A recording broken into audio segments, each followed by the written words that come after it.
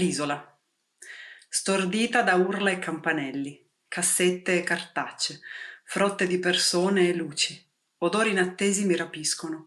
Pennellate di colori la mia vista invadono. Di sfere rugose l'arancio e di bulbi spinosi mi incanta, e collane di rossi rubini, e ipnotiche strisce di grigio e di azzurro con occhi lucenti e colore del cielo. Di spezie e piramidi, e croste dorate che profumano l'aria, con sorprese di stelle filanti.